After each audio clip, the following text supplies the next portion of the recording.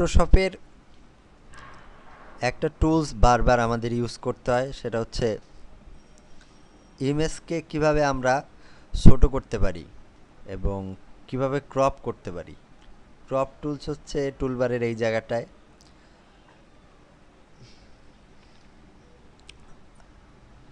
আমরা যদি C click করি তাহলেও ক্রপ টুলসটা পাওয়া যায় এবং স্বাভাবিকভাবে এরকম ধরে যতটুকু আমাদের দরকার ততটুকু রেখে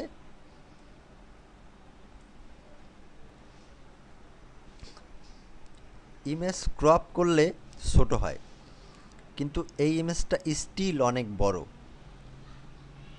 যদি আমরা ইমেজ সাইজে যাই, এই ইমেজটা এখনও এটার হাইট আছে 1892 পিক্সেল এবং উইথ আছে 1408 পিক্সেল এবং এটা মোটামুটি 15 মেগাবাইটের একটা ইমেজ।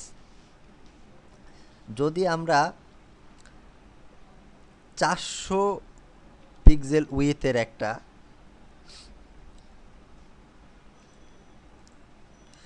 400 পিক্সেল উইথের একটা ইমেজের সাথে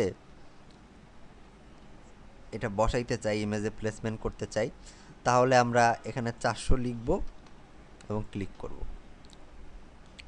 এতে ইমেজটা 400 পিক্সেলের হয়ে যাবে এবং আমরা সেখানে বসাইতে পারবো। যদি আমরা ইমেজ সাইজ 400 পিক্সেল, যদি আমরা আগের ইমেজটাতে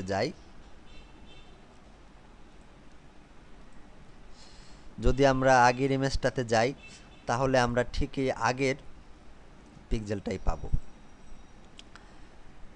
যদি আমরা কিছু রিসাইজ করি ইমেজ থেকে, সব সময় আমরা সেটাকে বড় থেকে ছোটতে নেব, কারণ ছোট থেকে বড় ইমেজ করলে পরে আমরা এমন কিছু ক্রিয়েট করতে চাচ্ছি আসলে যেখানে কোনো পিক্সেল ইনফরমেশন নাই, অথচ আমরা সেখানে ইনফরমেশন দিতে চাচ্ছি। এইটা আসলে প্র্যাকটিক্যালি সম্ভব না।